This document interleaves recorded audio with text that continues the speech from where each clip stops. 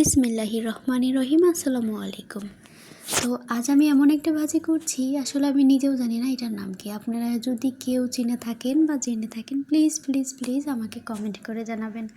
আসলে আমাকে এনে দিয়েছে ছোমায়া, বললো যে এই ভাজিটা নাকি অনেক টেস্টি। তো দেখেন, আমিও খুবই খুশি ছিলাম যে আসলে কেমন হবে এটা নিয়ে।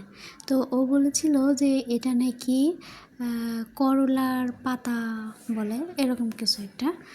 তো যাই হোক, আমি কিন্তু ভাজিটা পুরোপুরি কেটে নিয়েছি, সবগুলা কেটে পেঁয়াজ মরিচ আর দিয়েছিলাম ছোট্ট একটা আলু দিয়ে ভালো করে দেখেন ধুয়ে নিচ্ছি। এরপরেই কিন্তু আমি একটা ডিম গুলিয়ে নিয়েছি, কারণ রাতে ডিমের সাথে যদি এই ভাজিটা হয় তাহলে আমার মনে হচ্ছে অনেক মজা হবে খেতে। তো যাই হোক, প্রথমে কিন্তু আমি ডিমটা ভাজি করে নিচ্ছি। তো আপনাদের কে কে কার কার ডিম পছন্দ কমেন্ট করে জানাবেন, আর কে কে আজকে কী খেয়েছেন সবাই কমেন্ট করে জানাবেন। তো দেখেন, আমি কিন্তু ডিমটা ভালো করে ভেজে নিচ্ছি।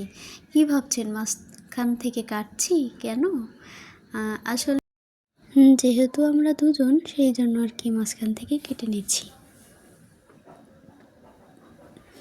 তারপরে কিন্তু আমি দিয়ে দিয়েছিলাম পেঁয়াজ মরিচ আর হচ্ছে এই করলার পাতা না কি বলে, যাই হোক এটা দিয়ে আমি কিন্তু একবারে ভাজি করে নিব। তো আপনাদের ভাজি খেতে কেমন লাগে সবাই কিন্তু কমেন্ট করে জানাবেন।